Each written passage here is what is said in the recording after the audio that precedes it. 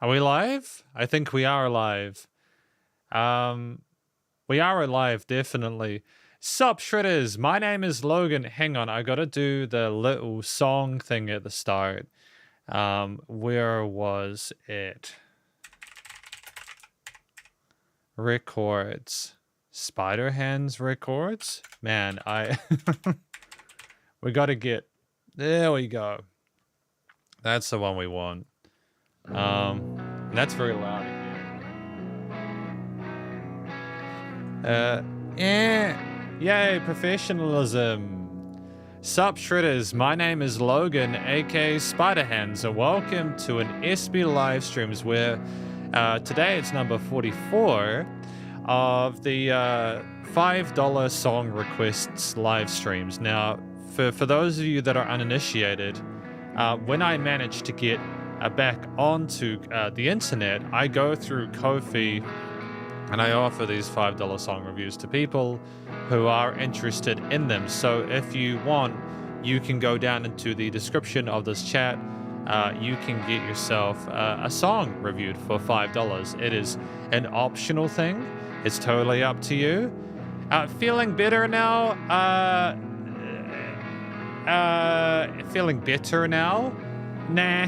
But, you know, that's life, man. You don't get better immediately. You just continue moving forward. And what you do is you basically make sure that if you show your face publicly, that you're not making yourself a problem for anyone else. That's the way you go as an adult. Okay. We're here today to review songs. We have auto captions here in the middle. They are not perfect. They are not perfect. As you will tell throughout this, you're probably going to get some really interesting machinations going on. But we're going to try and do our best. And it should still be better than Google auto captions. But Blue Dinner Box, how are you feeling today? How are you doing? Are you okay? Have you been taking care of yourself? Yeah, that actually came through okay. Sup, NW Kitchen. How are you doing today? Great. We have ourselves a problem with my display where it is overheating. Hello, Judith. How are you today? Are you okay? Welcome to the live stream. I got nothing to talk about today. It's a song request live stream. We also, to be fair, do music news. Music news here. The big change today, arguably, is that because I'm now using the low latency settings on the on this live stream, it will mean that I am more responsive. So we should be able to talk in real time. That will probably affect people who rely on the auto captions for translations. But to be fair, Google does not translate auto captions correctly anyways during live streams. It just doesn't handle it well. It says so in the actual settings for it. So, like, it's just what it is. We got music news here. I don't know what's been going on in the world. I haven't been paying attention to it, but we'll just get into this. Chappelle Rowan, MKG, Doichi, and more feature on BBC Radio 1 Sound of 2025 long list. That's cool. Sabrina Carpenter, Chappelle Rowan, and more among winners of an Augural +1 Impact Award. So there's been music awards, apparently. I have also been working on my mic tone, as I mentioned. Hopefully, it is not garbage. We will see afterwards. Katy Perry has hilarious reaction to running into John Mayer at Sabrina. Great. It's all about people getting awards or doing things, and that's okay. Like, no shade. It's great if you are celebrating doing things. How Mayavi boldly explored duality and new territory on his latest album, Found in Pain. Selena Gomez isn't done with music yet. I just set it down for a second. That's cool. That's cool. And finally, Bruno Mars and Lady Gaga's Die With a Smile becomes fastest song to reach 1 billion Spotify streams. So that's cool. That's pretty awesome. That's pretty wild, actually. I want to learn more about that. The song was released just 3 months before notching the achievement. Apparently, Judith says, it's turning cold and I slept a little too well. I'm glad that you slept. That is fantastic. Teach me your ways. How do you sleep? How do you sleep? How do you do that? Do you close your eyes, or do you do a ritual before bed, or do you pray to an eldritch god to get a good night's sleep? Which one is it? Bruno Mars and Lady Gaga keep on winning with their hit collaboration Die With a Smile. The song, which was released in August, became the fastest song to reach 1 billion streams in Spotify history. That's great. That's great. What's APT? What is that, Judith? What does APT mean? I am curious. Oh, you do stretches. See, stretches are good. Stretchers are good. Troiches are good.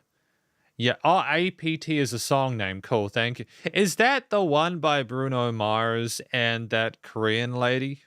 I don't remember her name. Oh, you did. Cool, thank you. I appreciate that. I think that that's an earworm. It kind of catches up on you, doesn't it? That an ear... No. See, it thinks... The subtitle thinks I mean like ear, as in like the air around me. Earworm. Earworm. I think this is going to be fun, watching it figure out how to cope with a New Zealand accent. That's kind of a bastardized bit of English, you states included as well.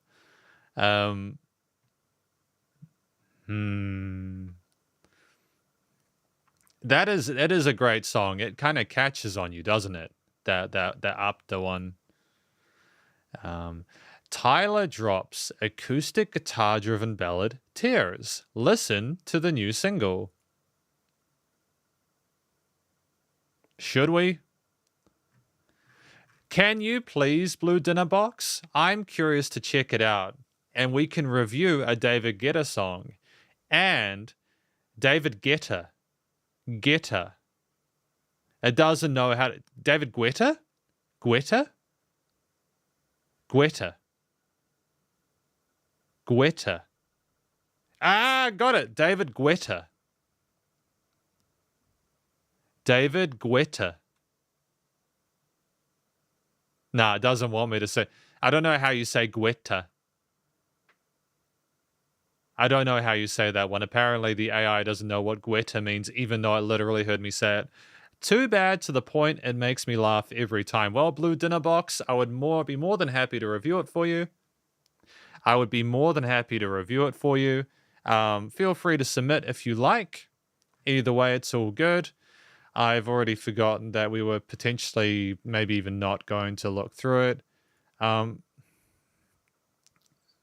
Usher and Tyler join 2024 Coke Studio artist lineup.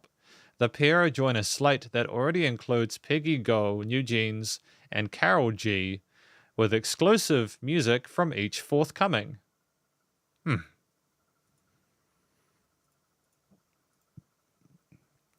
Are the subtitles and is the mic audio okay so far? Please help. Please help. I'm hoping that it looks okay on your end. This is a new thing for the channel. It's good to try it, you know? I'm kind of wondering if I should even include it in the videos I do, what I've realized is that this AI can also output a subtitle thing.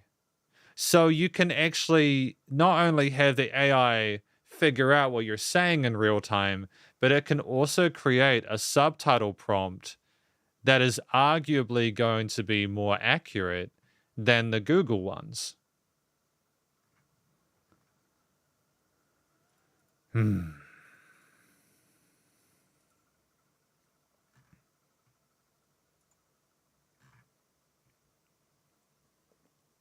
Lady Gaga, Post Malone, Green Day, Travis Scott, headline Coachella 2025.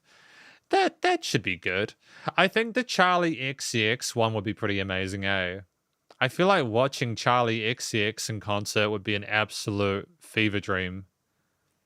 I usually just use Whisper to transcribe videos. Yeah, well, that's what this is using, Blue Dinner Box. This is what this software is using. It's crazy that transcription software is just so easy to get now. When I started doing YouTube, it was very dumb stuff that didn't know. It didn't know what it wanted to do with itself. And now there are just unlimited options, but I think this stuff does use Whisper to be able to do it. There is a CUDA option, which I potentially could have chosen to be able to take some load off of OBS, but I feel as if the current methodology that we have here is working okay. It's working okay, you know? But thank you. I realized that we're not in the intro anymore, are we? We're on listening time.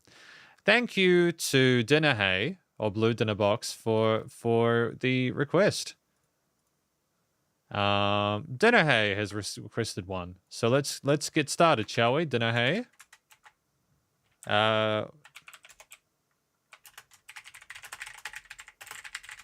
And the cool thing about this is that it doesn't transcribe the subtitles for the song. So it will actually work. Hi, Andres. Yes, we've finally... Andres. Andres. Andres. Andres? Andres. Andres. Okay, I don't know how to say Andreas, but I think we both know that I'm saying Andreas. Yes, we've got real-time subtitles, and now we have low latency streaming. So we're getting into the really fun stuff now, aren't we, ladies and gents? But let's do the song for Dinner Hay and get right into it. Hopefully everyone watching is having a good day so far. You're having fun with your friends and family, even though I know it's a Tuesday or a Thursday. What day is it today? I've lost track of what day it is. Yeah. I just, my accent is probably part of the reason why it's having issues. But it's okay. Let us listen to this track as thank you to Dinner Hay for this track from IVE and David Guetta titled Supernova Love. Let's go.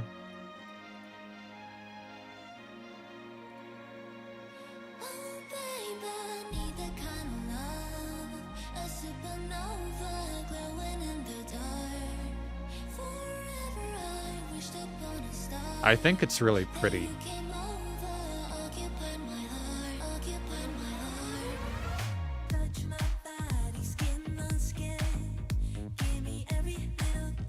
The bass line's funky.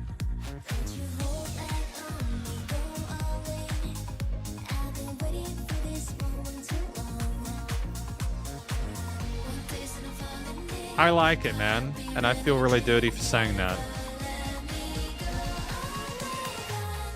But that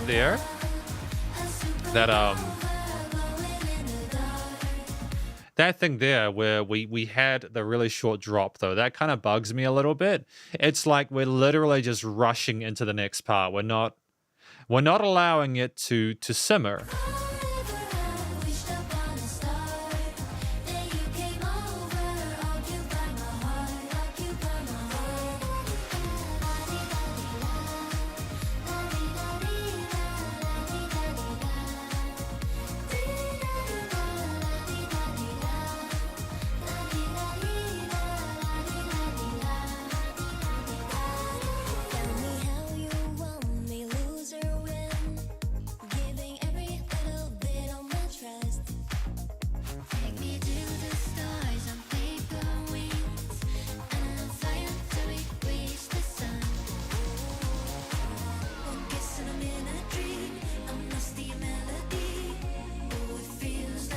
By the way, is the song audio okay with the mic audio?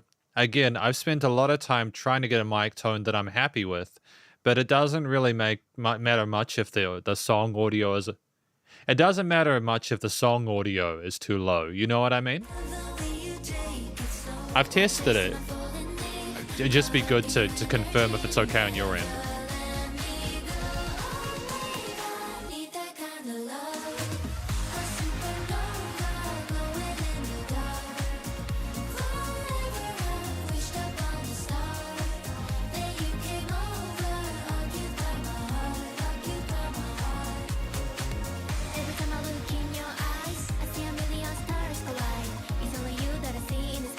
Thank you, Blue Dinner Box. I appreciate that.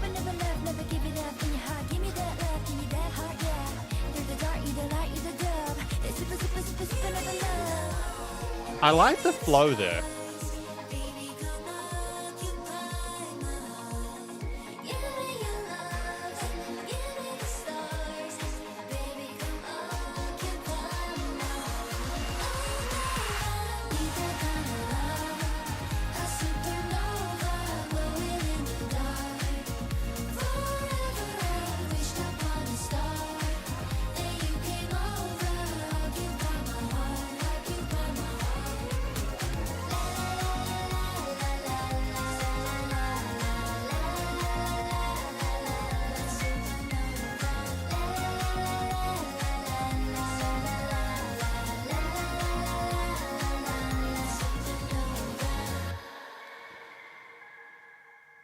Okay, so I feel like even though I can understand why a lot of people might see that as kind of generic, there are parts of it I appreciated. Just thank you to Blue Dinner Box and Judith for the feedback on the audio. Thank you to Blue Dinner Box and Judith for feedback on the song audio. If you need it a little bit louder, just let me know. There's plenty of headroom. I've just literally been trying to go through tutorials to get the expected or like expected loudness sorted of stuff. So like if you need it just a little bit louder, I can make it a little bit louder. The reason it might be a little bit quiet is because SoundCloud does not have the normalization that Spotify does. So my concern is that if I go to SoundCloud, it's just going to drown my voice out entirely. Do you know what I mean? But anyways, Supernova Love. I'm just having a look through the lyrics. I kind of zoned out with the lyrics. I need that kind of love, a supernova glowing in the dark. Forever I wished upon a star. Then you came over, occupied my heart, occupied my heart. So effectively, from what I can tell, it's about someone wishing on a star for this person, really wanting to get stuck into them, really, really, really getting into them, you know? They're romantic or like maybe physical attraction. There's a lot of magic in regards to the actual instrumental parts itself. At the same time, I don't necessarily feel personally invested in the story. It's not a story that is revolutionary. I think it's a song where it's meaningful to maybe IVE and potentially David Guetta, but at the same time, it's like I think they also maybe wanted to make it more accessible to a wider audience, which is a lot of what David Guetta does. You know, I think that the actual vocal performance from IVE was beautiful. I think that they sang really neatly. I didn't think it was an impactful performance, but I feel like the way it was sung with the breathiness of it, with the mixture of different sung melodies, the harmonies there with a lot of the kind of in the air and the head voice, with the rapped part, that didn't have a lot of power to it, but I think it was just meant to be a change of rhythm kind of thing. You know what I mean? I feel like that was effective. There was some interesting melodies that harmonized really neatly with the synths, the keys. My favorite part of the track, I suppose, instrumentally, in a song that kind of went between verses and builds and choruses in a way that David Guetta has done for like 15 years at this point, if not longer. It was that bass line. I liked not only the kind of octave shifts between the lower and higher notes, octave shifts between. I have to be more sort of like percussive with that. or less percussive. The octave shifts between the lower and higher parts, going up chromatically between certain notes within the chord progression. I feel like there was a great sense of polish to it, and the bass tone actually was fantastic as well. It was a little bit repetitive, but I feel like for a song which is trying to establish a motif and has a bit of variety, but enough to kind of keep you going for 3.5 minutes, it was effective. The drums were they had a chord note accent to them with the kicks highlighting that. There was a sense of, I suppose, funkiness with how the bass line coalesced with what was going on with the drums, and the synth pads and the leads there that were kind of starry sounding, notched neatly on top.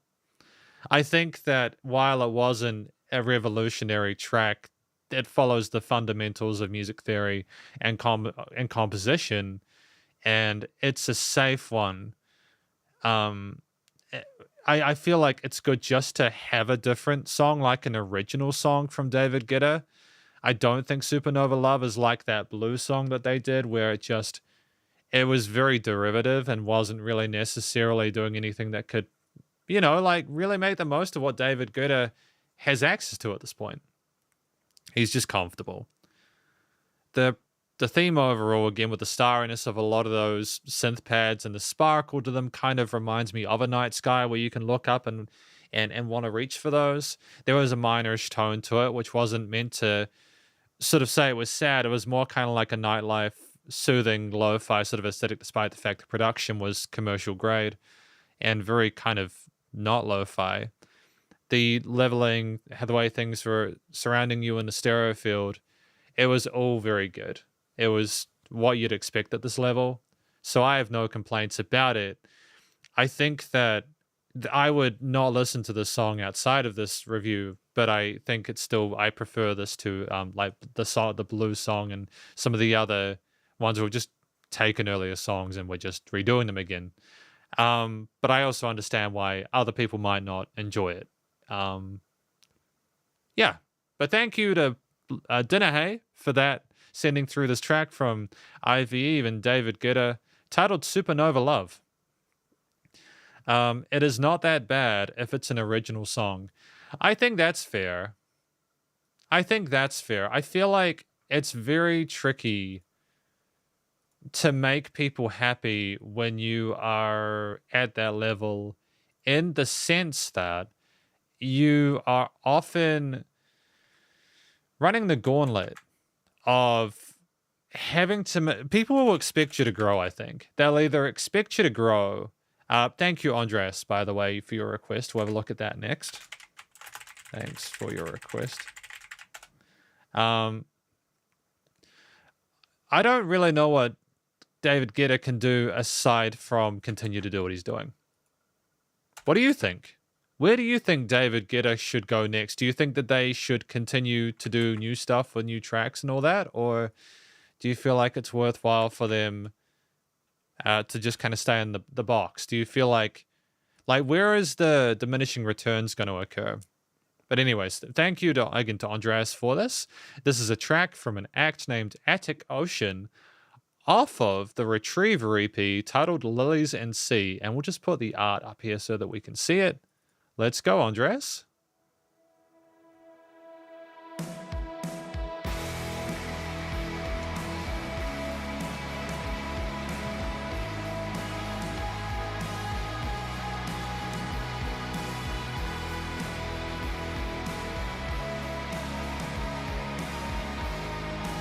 I love the ambience.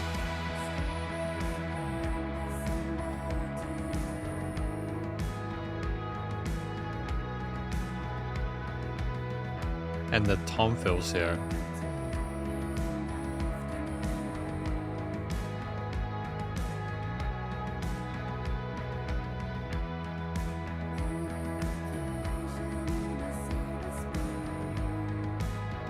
I'm finding the lyrics a little bit hard to understand, though. They're kind of quiet.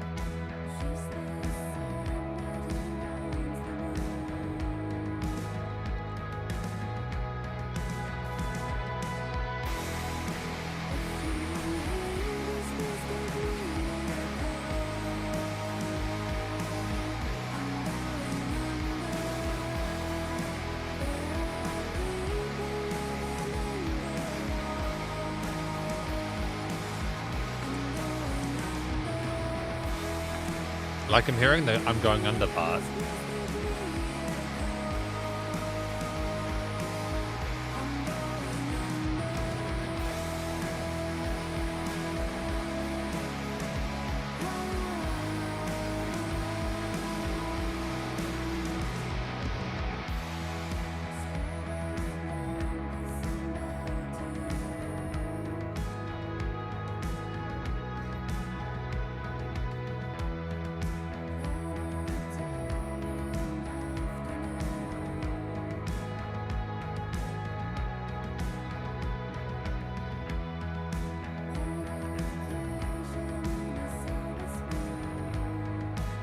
I wonder why they do that. Is it to suck you into it?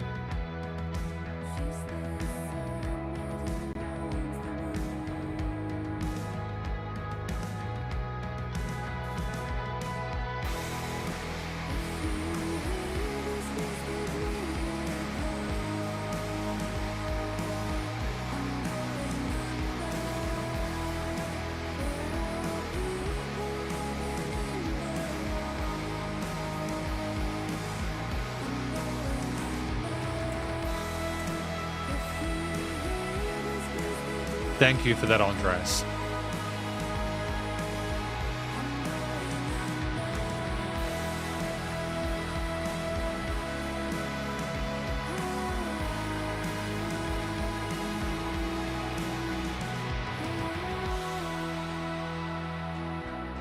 And just moments of respite like that, with just the guitars on the left, interesting panning there.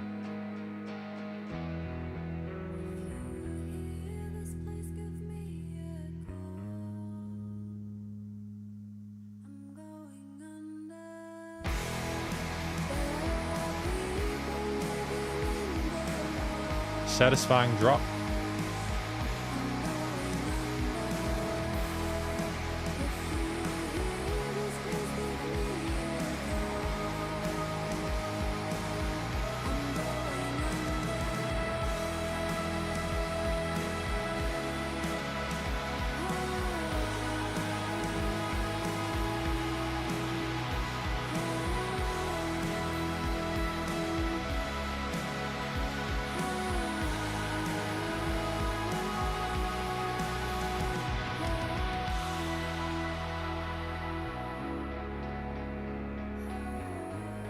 The guitars are on the right now.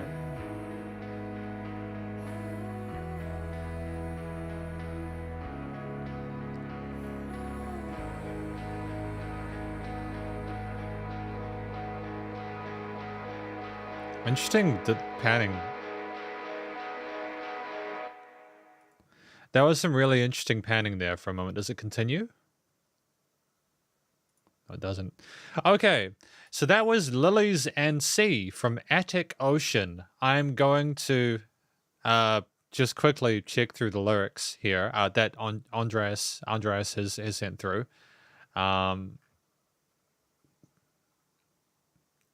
Strawberry blonde, the sun bowed to you.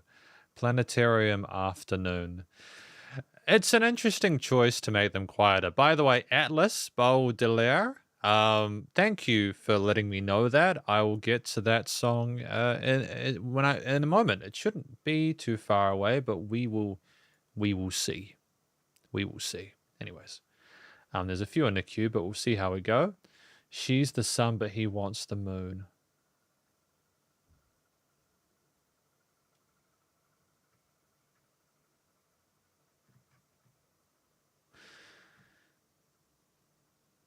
I don't understand the lyrics. I'm going to bring them over so you guys can see them. Of course, this website's just absolute dumpster fire. It won't. Yeah, see what I mean? Oh, here we go. I don't know if you guys can see that. I can't make it bigger because Genius will not make a website that works properly. Strawberry blonde, the sun bowed to you. Planetarium afternoon. Medication on a silver spoon. She's the somebody wants the moon. I don't know how those things connect. Is this a person who is just having a difficult time processing the fact that If you hear this, I don't know how to process the first verse. If you hear this, please give me a call. I'm going under. There are people living in the walls. Are they calling for help because they're struggling to deal with like the medication and then because they're not what the person wants? Is it so personal to them that they are unable to sort of be too explicit about the lyrics and what they're trying to sort of comment on here? Lilies and Sea. Is it a it's I think it's basically that they've got a coded sort of like language for the relationship they're in. And they need that call because they're just struggling with their situation they're in and need someone to help them out of it. And I'm wondering if the Lilies and Sea is like the environment they're in at that point. Maybe the sea is what they're going under. Maybe they feel overwhelmed by the stuff that they're having to cope with. But regardless, I think that it's interesting lyricism there. And I kind of like that it's a little bit coded and a little bit mysterious. The vocal performance from the singer of this band, it did a great job. They've got solid vocal technique. It is quiet in the mix, as we mentioned, but I still think that that's fine. It's okay as long as you kind of make at least one word clear where I'm going under. It kind of sounds like the person is submerged underneath all the music and the emotions that they're feeling at that point in time, which is an interesting choice. I feel like symbolically that's really clever. And we chose some interesting melodies and we repeated those melodies and they did sync nicely with the chords from the guitar parts and whether they were strummed or the arpeggios there and stuff like that. I have to be careful to take breaks because otherwise it won't remember the extra stuff that I say. You know what I mean? But yeah. Um, Solid vocal melodies there. Interesting choice of tone and mixing prize. The track itself at 4 minutes 30, I feel is nicely fleshed out. There it is composed of verses and choruses. There's a lot of time spent emphasizing these main points lyrically, but also with this progression that just continues for the vast majority of the time. And it's articulated in various strummed guitar parts on the left. You have the heaviness of that full-blown sort of like distorted guitars or overdriven guitars on both sides with some sort of strumming delays and reverbs and such. If I go back a little bit,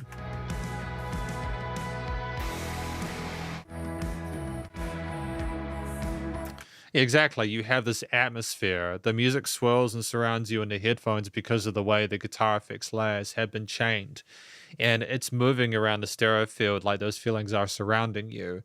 When the chorus comes in, all those guitars come in and they're huge sounding, it's very potent. And I've got lots of love for the fact that they're trying to do that. I think that it creates an atmosphere which is compelling and kind of, again, meets the story well. The lead arpeggios on top there, which are, again, they're subtle, but they are a nice niche on top of those chords in the rhythm section. They do complement the range of the singer really well and just stack neatly. They just stack neatly, you know?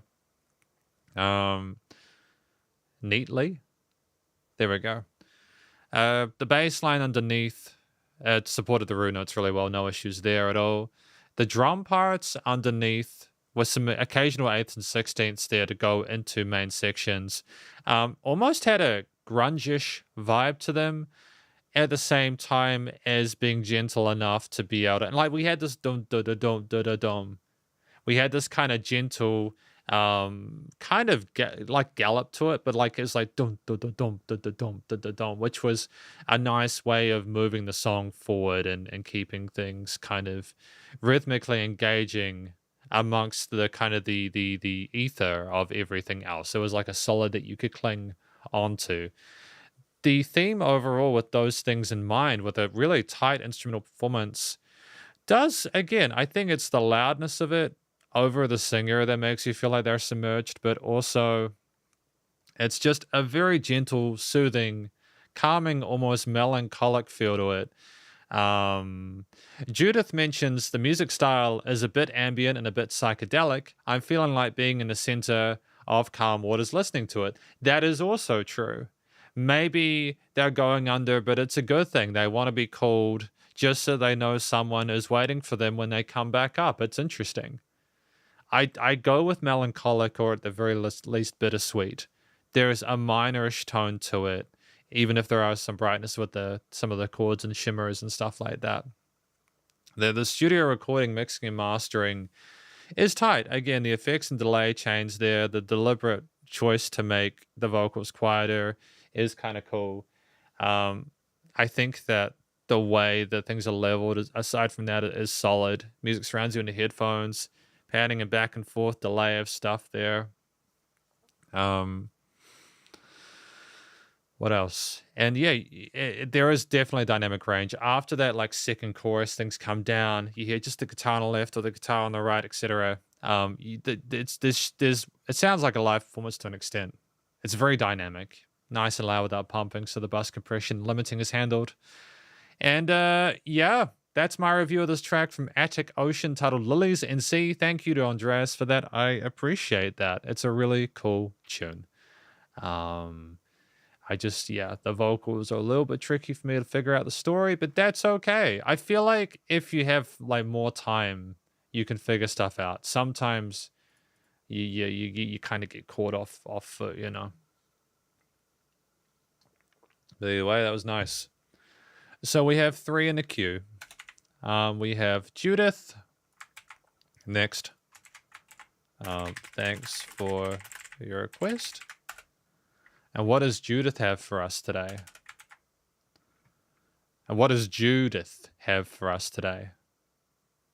Okay, apparently Judith is a hard word for it. That's okay. We will get through this together. Either way, it's been nice to review songs for people. I've enjoyed it. It's been good.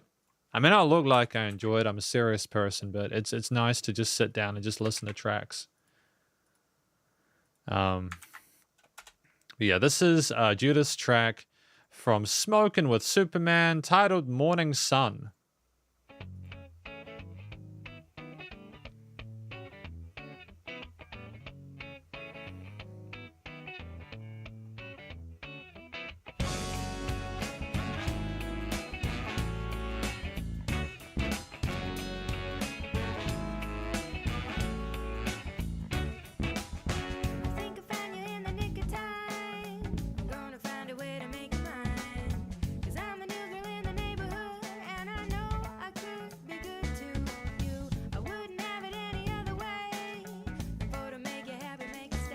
The intricacy of the composition is fantastic.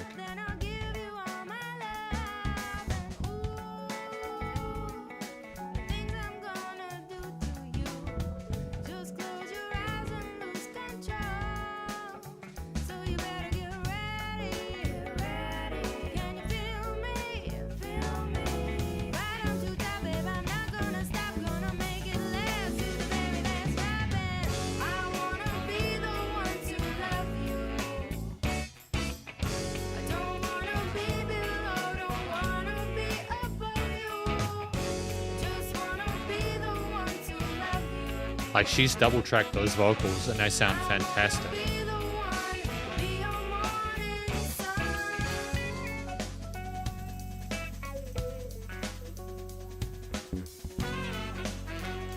Fantastic.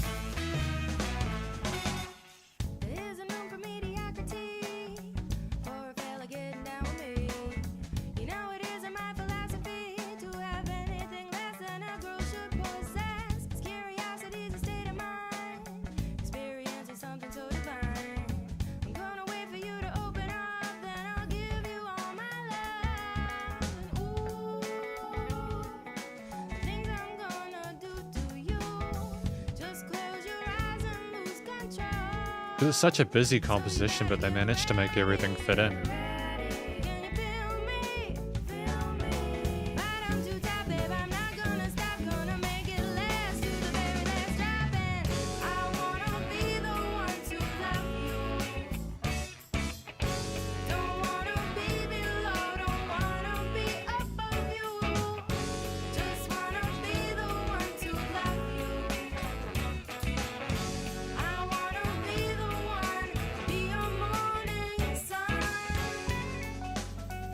And the return to that instrumental motif there, that's cool.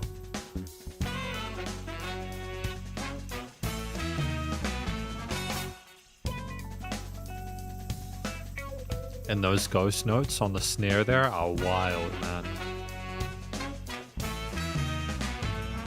She was this ladybug searching for love through entertainment. The type who specialize in wall crawling secret agents. Like me. To feel chill as I agreed to this arrangement. The sharp spotted moves with an infinite of patience. We connected like two Yabas and toast, mechanic liquor. Exchanging looks of meditation, floating candle flickers. More all return peace and fell in love with his niece, who was bothered by the brother from this game we both preached. Reached into the planet and touched the stars. Warp speed in this lifestyle leaves relationship scars. Stage lights and sound checks with mics on short chords. Tour dates and fast food, made love when time bored. Quick stops and beer stores for Phillies and much more. My senses wide open for this nymph to explore. I'm on some F-sharp minor shit, searching for the key. The wall calling MC Breeze with Joy D. Like, I wanna be the one to love. Fantastic alternate kind of fantastic rapping there.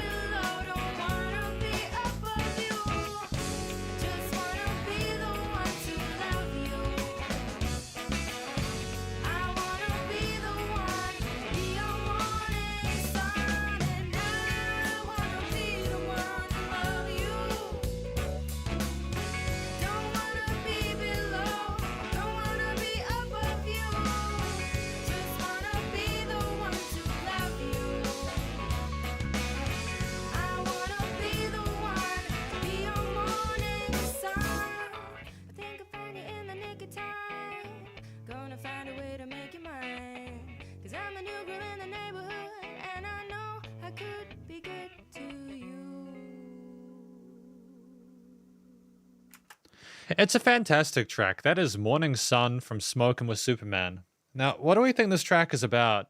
Clearly, it's about the lady really wanted to get with this other guy, and I think the guy's perspective is in the rapping section.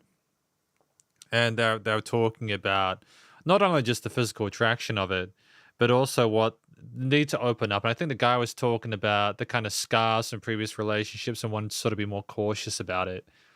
And I think that's nice to have that alternative perspective. They've got very different vocal timbres, and it's easy to differentiate who's who. And it was great to simply have the lady go first for a few, then the guy to have a response as if to say, no, this is not a one-sided thing. This is what I expect, what I want, etc. And they just move forward from that. And I think that's just a really charming song that's quite sophisticated, with both the singing and the rapping being done incredibly well. Fantastic flow. And not only from the dude in that rapping section there, where the words came through clearly, there was some great sort of wordplay and poetry going on, and we were articulate and the word came through clearly. It's also the singer did a phenomenal job in the verse sections, kind of playing, sort of flirting rhythmically with a lot of the instantiated rhythms from like the guitar, bass, and drum parts, etc., as well as some of the key parts. There's a lot of different musicians involved in this song.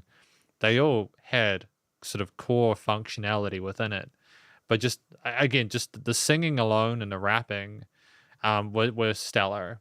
The way that we double tracked for the choruses just so perfectly was just amazing, you know. The actual track itself at 441 was really well structured. I initially misunderstood because the lyrics on Spotify did not show all of them.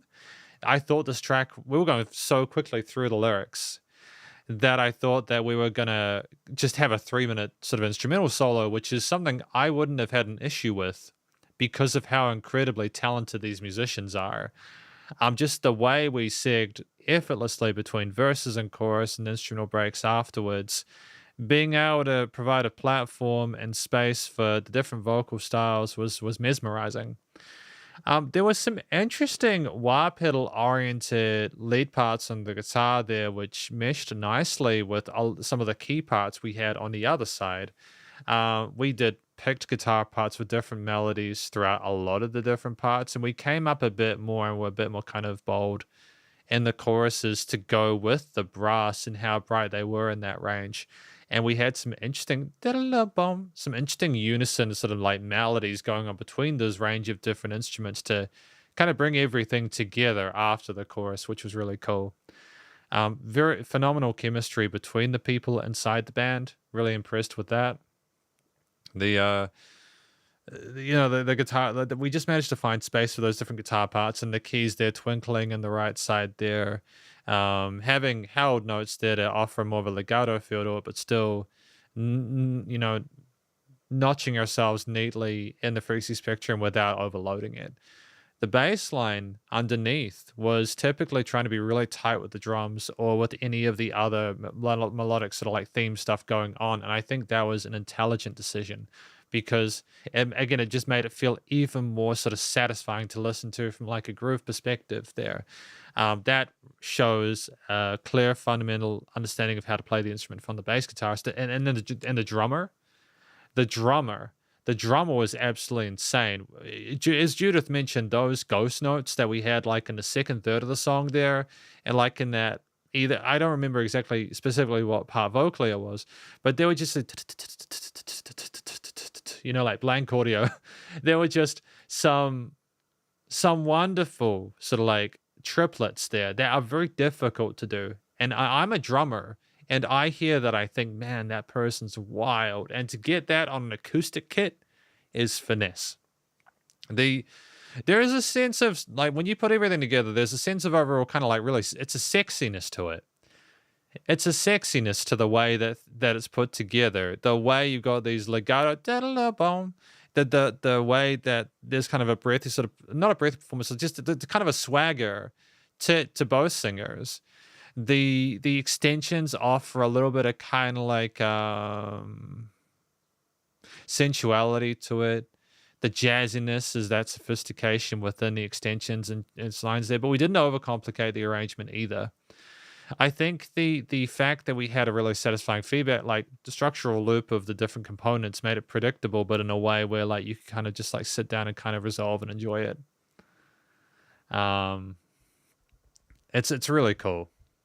And I think there was a sense of regality to the way, again, the brass came in with everything else after the chorus. There is it to say, that's what we want. That's what's going to happen. It was assertive, and you either loved it or liked it. There was nothing else. The studio recording, mixing, and mastering was a good commercial grade. Everything was like nicely leveled, surround you in the headphones, and notched really well. No issues whatsoever with the way the dynamic range was handled. And it was nice and loud without pumping. So yeah, really, really good. Thank you to Judith for that track, though, from Smokin' with Superman, titled Morning Sun. Really fantastic first impression to their work.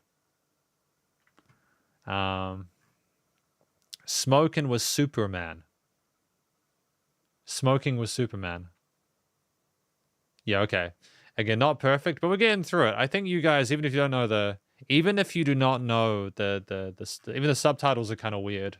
We can still make it work with the with just you know what I mean. You can hear me at the least. But this next track after Judith's one is from William. How are we doing for time? I can't tell. I got a Nintendo Alamo as per the review yesterday, and I don't know why I can't see the time on it, which is annoying. I think that the Alamo thinks that I'm asleep, which is not ideal because it doesn't show me the time. But anyways, this track is from William. I believe it may have been from Atlas up above.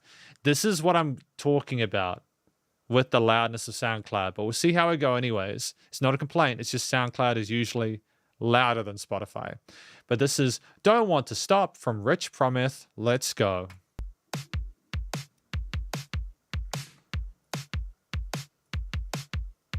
Paris to Berlin, every bitch that I've been in doesn't wanna be my friend, they never want the night to end. I said, baby, come and boogie with me, come and smoke this doobie with me, come and get real groovy with me now. Come on, pop this Molly, come on, take the Xanax. She said, no one understand me, now she taking off her panties. She said, come on, pop this Molly, come and take the Xanax. She said, no one understand me, now she taking off her panties. I mean, like, I think it's actually sounding really great. It's nice and clear in the mix. There's no production issues as far as I'm aware.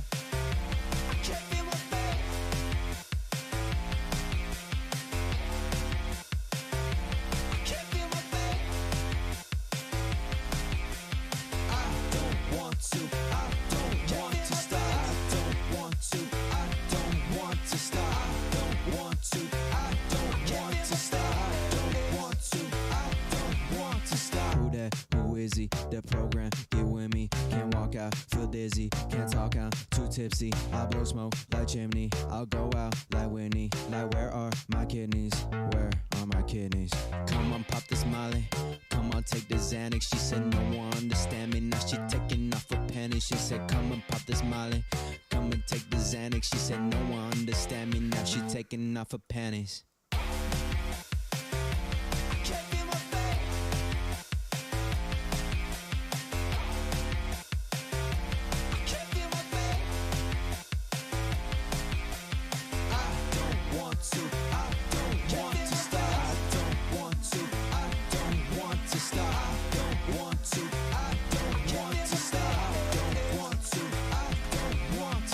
Well, in the year 2000, I think I'll probably be the spaceship to the moon dictating robots to robots, or else I may be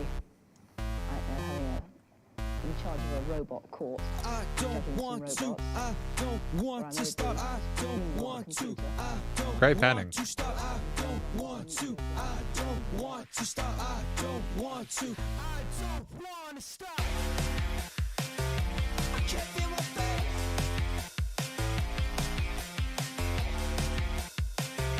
I can't feel my face. I don't want to, I don't want to stop. I don't want to, I don't want to stop. I don't want to, I don't want to stop. I don't want to, I don't want to stop.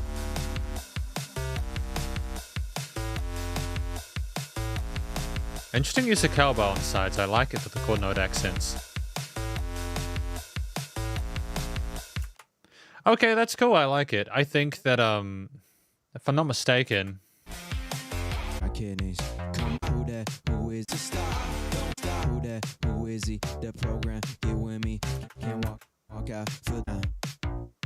Come on, pop this Molly. Come on, take this. Be my friend that never want the night to end. I said, baby, come and boogie with me. Come and smoke this dude. okay, so basically, is this about just not wanting the party to stop, doing whatever you can in order to be able to keep things going with the party, with all the kind of the molly and the drugs and I suppose the alcohol and stuff like that? And is it about like the kind of experience you have after you have those, the kind of, we talked about like robots and stuff like that. So is it kind of like about the chats that you have when you are doing that kind of stuff? Is that the kind of experience we're having with it?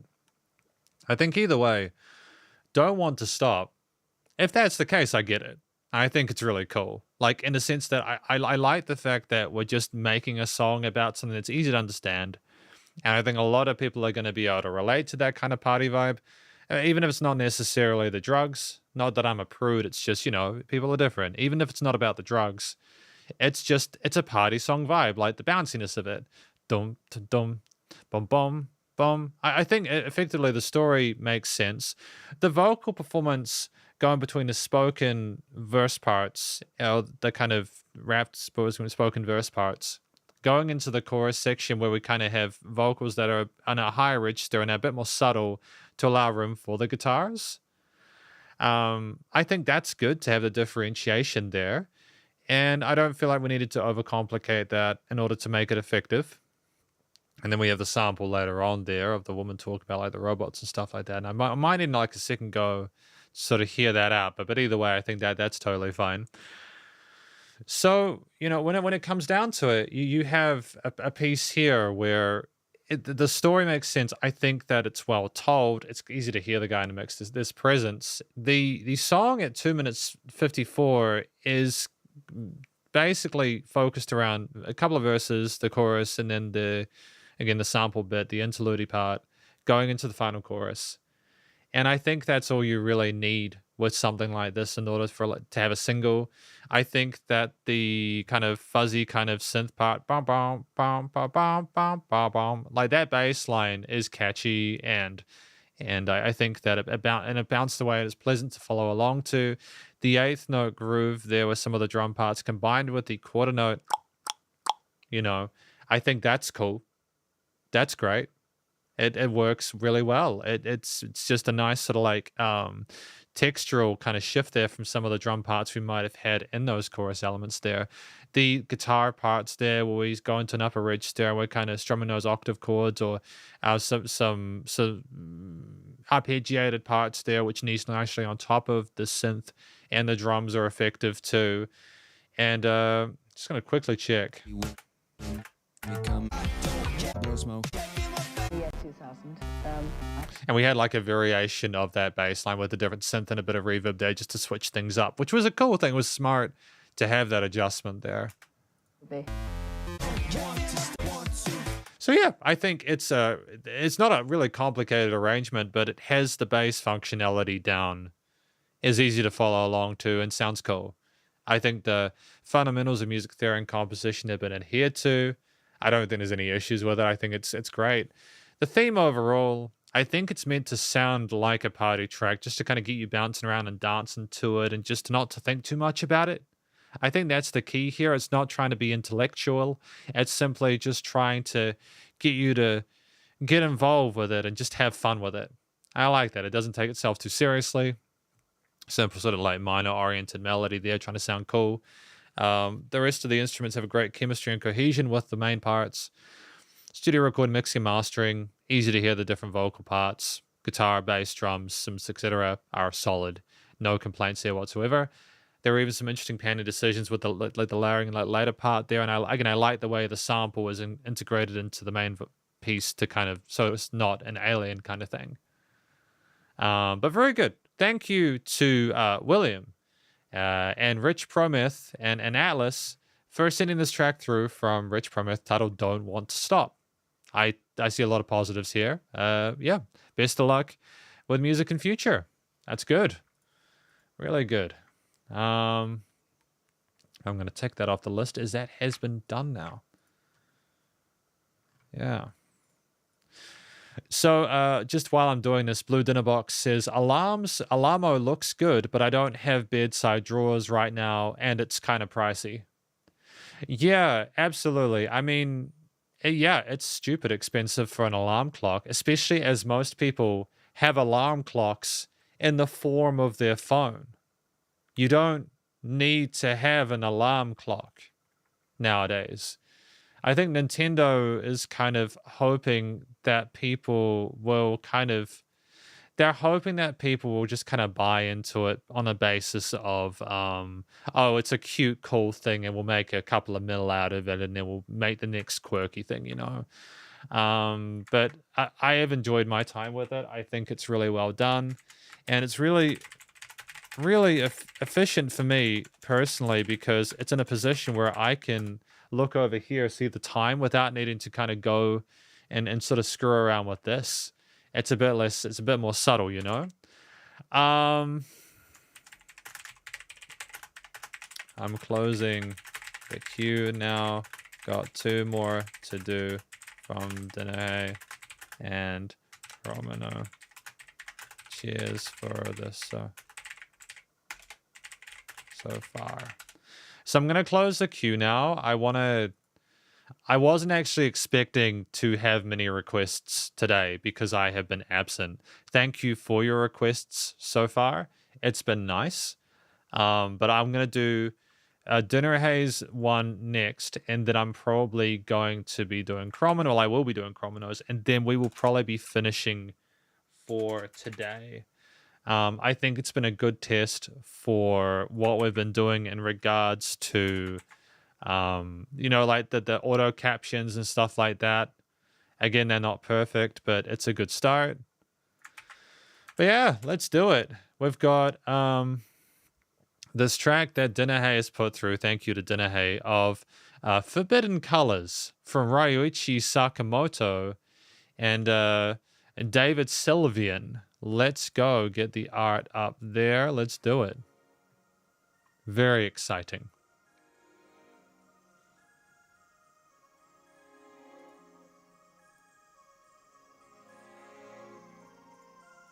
It's gorgeous, dude. Beautiful song.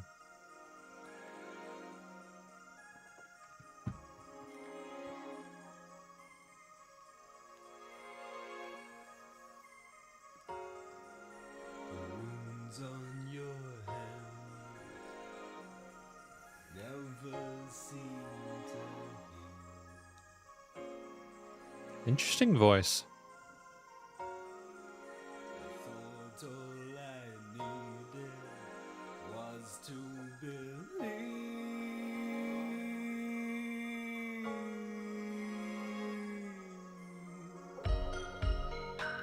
That was satisfying how they came in with the drums and bass there.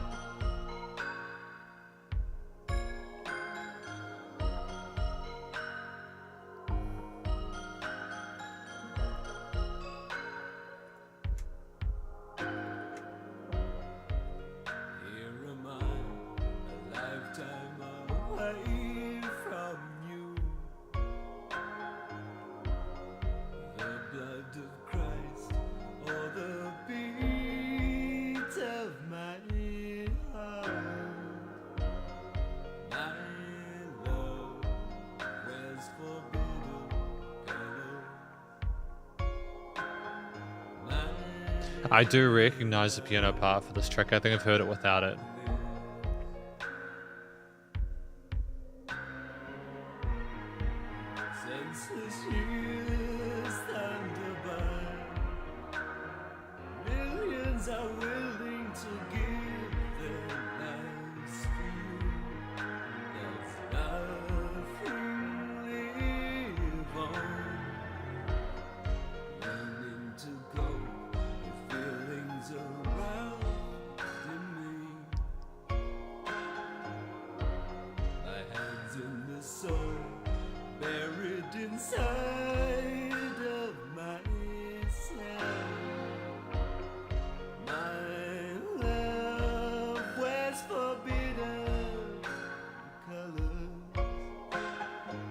Great call and response from the piano though.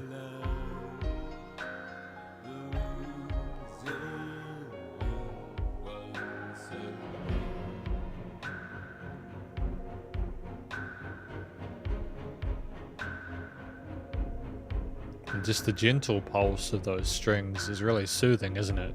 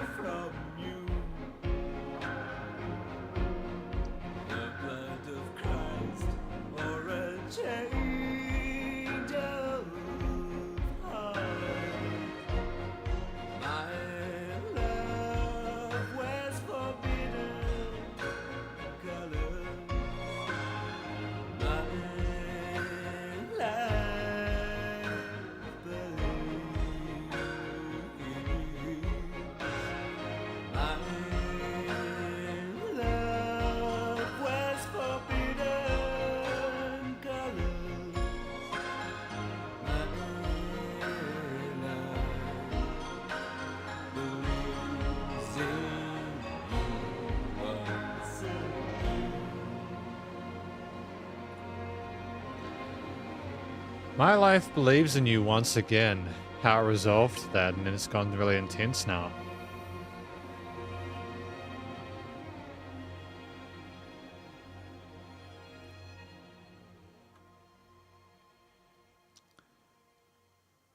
How to interpret this?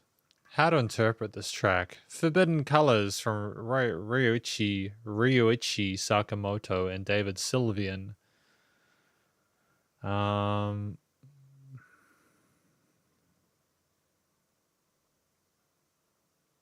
The wounds on your hand never seem to heal. I thought all I needed was to believe.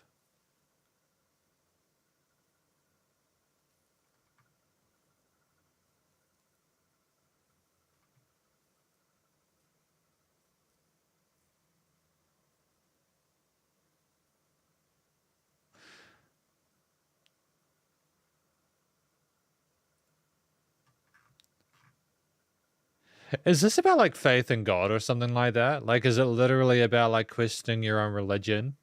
Like, because of what it's expecting you to do for like God and country or something like that? Or am I just completely off kilter?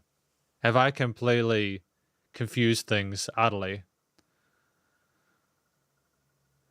Oh, so this an original one comes from a movie starring David Bowie and Ryuichi Sakamoto. it's an anti-war song, so a lot of people are very upset about the adaptation. Okay, so it is about that, yeah. Because I read, um, oh no, of course, of course. Oh my goodness, of course, yeah. Oh, yeah. Why would David Guetta do this? He shouldn't be touching this. Why would David Guetta be qualified to comment on this stuff? Is that what that was based off? Is that melody there? Oh my, that's not ideal. That's a bit gross then. No, I don't like that at all. You have to, so it wasn't okay, so that's the issue then. It's the issue was is that they took the melody from this and they put it into like Forbidden Colors. Oh no, that's icky. That's absolutely gross. No, I don't like that if that's the case. Ew. Ew, brother. Ew. It's very disgusting if that is the case. I don't like that. I think that like there is a heaviness to the way the vocals are done here, with this being like an anti-war song, being like very much kind of mourning what we have to do and what we're expected to do, and like kind of the inner complexity of trying to sort of deal with our own expectations versus what we want, and struggling with that, the struggle of that. It's covered by a really heavy performance from the singer, who sounds like there's a lot of weight on them, like that they're having to really sort of like think through every single word they sing, and it's so passionate and wonderful in its authenticity. It's just kind of, it really does kind of sound like someone that's going through the stuff that they're talking about. It's very believable. We have some melodies here which which sort of niche really neatly with what's going on with the various piano parts there. If we go back to a bit earlier, you have these sort of synth keys, etc. And we have the strings here, and then we have the keys being sort of the forefront later on with the return to the strings for some of the iterations of the main motif. But the vocals, while they aren't necessarily, they're of equal sort of like standing within this. I think that it's done in a way where it's meant to sound quite sad. Even the sparkle of that main melody there infers a sense of loss, like you're in the aftermath of the terrible things that have occurred and you're not really sure how to go forward from it. But just we show really amicable vocal technique. We try to allow the rest of the song be the ether that we are surrounded by, and just genuinely just I adore that we didn't try to, we brought it up again with like the pulsing of like the strings in certain parts there, the serenity of the piano motif. And there's like this kind of breathing part as well in the composition, like in the first third there, it kind of came in out like that, which was really fascinating as well. Just almost like your brain, just kind of like your brain is kind of pulsating with the stress and the kind of the grief that you're feeling. It kind of sounds like that from a musical production's perspective, and it's very, very cool. Perspective, thank you very much. Anyways, he'll go walking in circles. Yeah, he hasn't found the point to stop yet. It's just a juxtaposition eternally. So the vocals are handled well. I think that the main piano motif, while simple, expresses the mood really eloquently. It's a song where there is minimalism in regards to the way things interact with each other, but not in a way where it diminishes it or under-explains it. The strings, just the held notes imply a sense of grief and loss, and they just sound so sad. And it's just the string sections are great for that.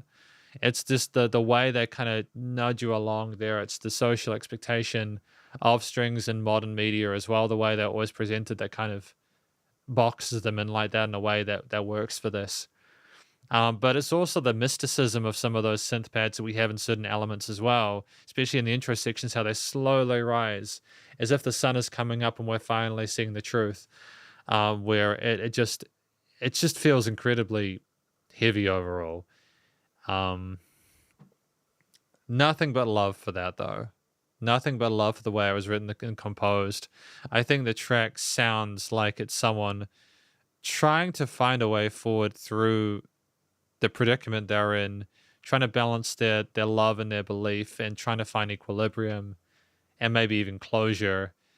It's just, yeah, it's very soothing sounding, because I feel like if you'd been too aggressive with this, it would have been a little bit on the nose. But either way, no, really, really well handled. The studio like the theme overall, yeah, I've talked about the theme overall, haven't I? Yeah. The minor chords, the minor elements there kind of invoke sadness there as well.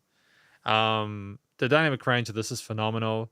The studio recording, mixing, mastering, the composition with the way the vocals sort of simmer in the lower end there. They're a bit quiet, but that's fine. The person isn't super hyper and energetic. They're going through stuff. It makes sense. The way things are leveled in the mix in regards to the frequency spectrum and stereo field is tight.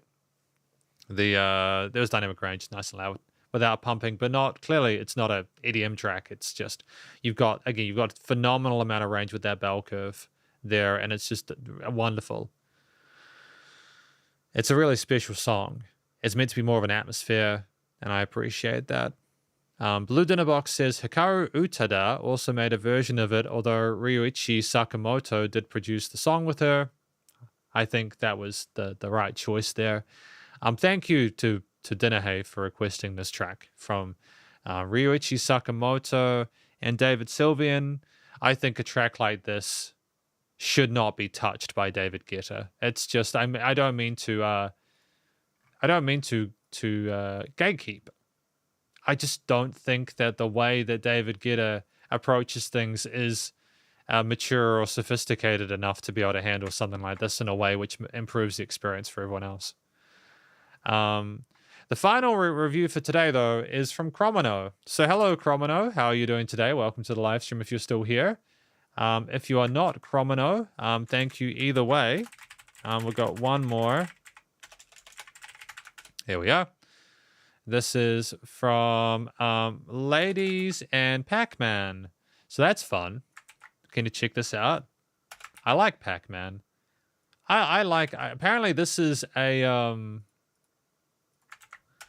It's mainly an instrumental track and from the Pac-Man 40th anniversary compilation. So let's do it. Let's do it. Let's go. Ladies and Pac-Man.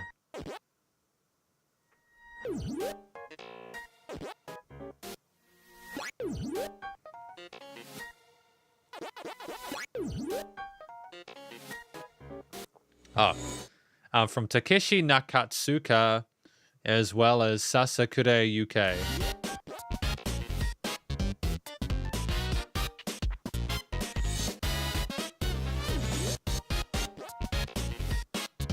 What time signature is this?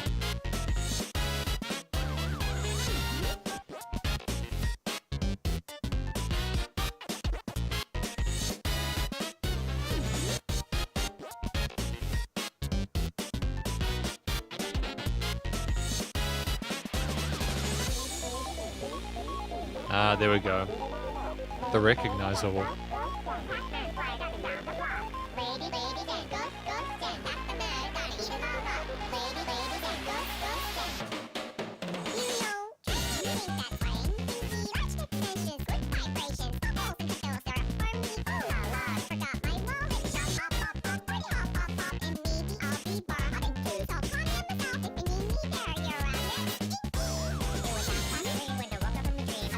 It's hard to understand the vocals.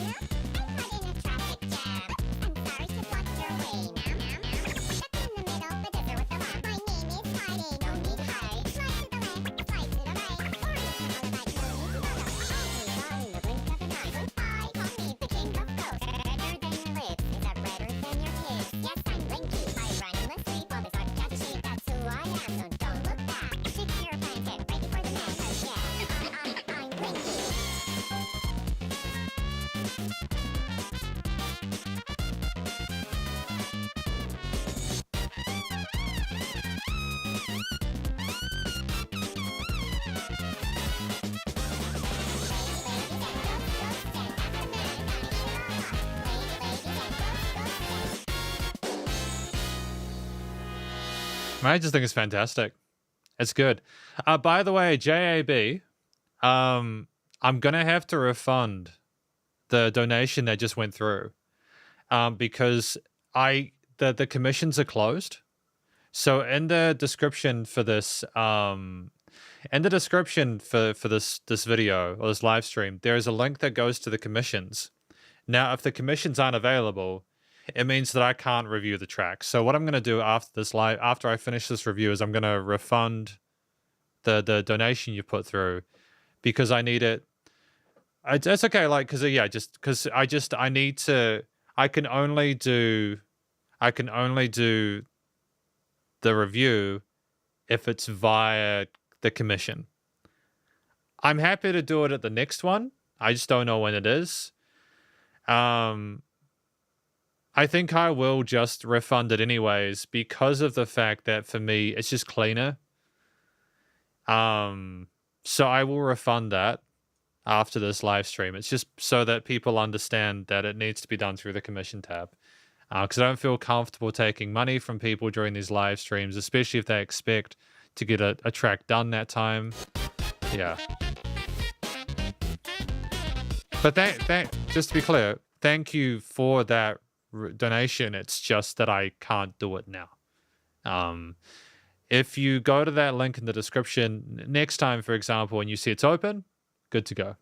And you can also go to this this mentioned here, where there's a tab here and it says closing the queue now. Yeah, so if you're ever, yeah, cool, that's all good. But thank you anyways, I appreciate it.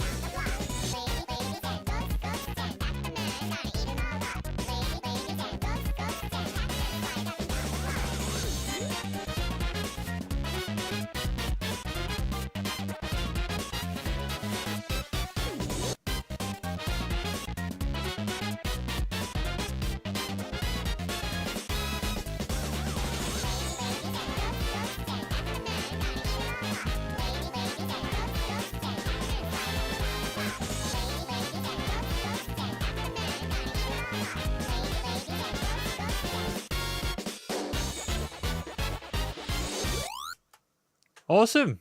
That was great. That was fantastic. So let's talk about this song just really quickly from Takeshi Nakatsuka and Pac-Man 40th Century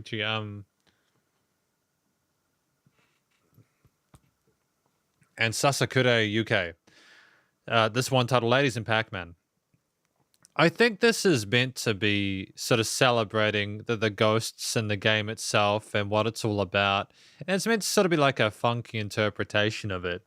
I think the upper pitched vocals there are meant to sort of sound more sort of video gamey and kind of modulated in a way that kind of is, it makes you sort of feel a bit nostalgic and enamored with it.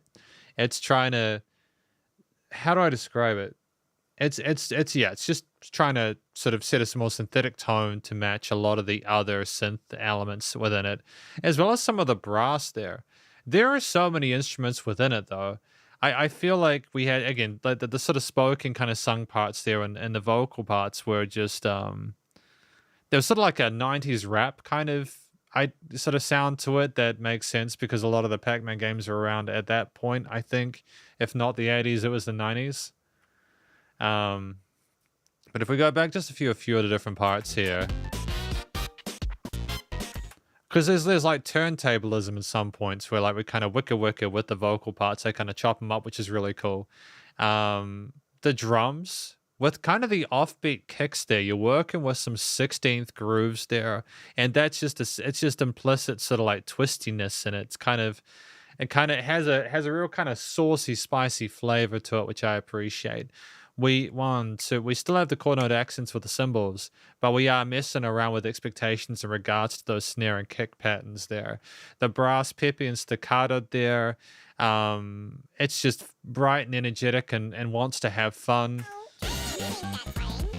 And you've got like keys as well, twinkling on the sides. There's some jazzy inclusions there for a bit of sort of electro hopish kind of stuff. And you've also had like the inclusions of the da da da da da da da da da da. You know, that kind of the Pac-Man theme there to kind of tie it all together sample wise, and they've managed to make it part of a cohesive, connected point of the track itself, which is really cool. And there's like held notes from this in some of the build sections from the brass, which I think is great. It's a nice sort of pad-like effect there I don't think a synth pad would have necessarily benefited it. Man, that's a word sausage in it. I don't think a synth pad would have benefited this. Having the brass fulfill a different role was smart there. The bass line working with some of those kick patterns on the drums to establish a sense of rhythmic consistency or coherency there. There are points where we kind of pause on that and allow things to build or to sort of like chill for a minute. The range there and intensity wise comes from that, even though the track is quite tightly produced. There is not a lot of dynamic range there to this. I think that's a smart move. I feel as if if you try to overcomplicate it, it would be detrimental. But then it was also quite an intricate composition there. You had a lot going on with how all the different instruments interplayed within each other there. Again, there was these seventh extended chords that arpeggiated and some organ parts which went on top of the keys and the bass and the synths and the drums. And again, the brass sparkled. And it was meant to sort of sound like the nightlife of Pac-Man, you know, the celebration, ladies and gents, a live show, etc., an extravaganza. And they nailed it. I think there was a lot going on there, and I think you need multiple listens to really sort of feel out everything within it. But I nonetheless enjoyed the attention to detail from the producers and composers within it. I think the vocals did add to it. They weren't a distraction. I think that if they'd made the track longer, it would have potentially been a little bit too much. But they did, again, they had key changes for some of the motifs and the Pac-Man stuff, etc. They tried to keep it fresh, even though, to be fair, there was so much compositional diversity that it was fresh the entire time, I suppose. The way they managed to notch everything in there with the vocal modulation, the various panning of the different synth, drum, brass, etc. layers there, no resonant frequencies in the frequency spectrum. Things were nicely leveled. And it was nice and wide in the stereo field as well, which is really cool. Music surrounded you in the headphones.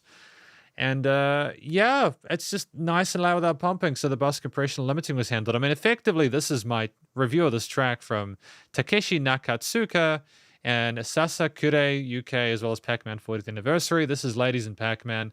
Thank you to Chromino for putting that track through. And also, thank you, the person watching this, for coming along to this live stream, for checking out my review of these tracks from, who do we have? We had songs from Dinner Hay, Andreas, Judith, William, and as well as Chromino. Thank you for your requests. It's been good to hang out. I feel like that this has been a good session. I think that it's been nice to have the auto captions, which will continue in future. And I can get rid of it now with just a click of a button. And they're back now. So it's very sort of low effort on my part. Hopefully you'll have a great day and a great weekend. I hope to be back in a couple of days' time, but you know me. If there's something that's going to distract me, it will. But ideally, I'll be back in 2 days. Have fun, stay cool, and please remember to support your local musicians and artists at this point in time, as need the help more than ever with all the crazy stuff going on in the world. And I will catch you in the next review. Spiderhands out. 3, 2, 1.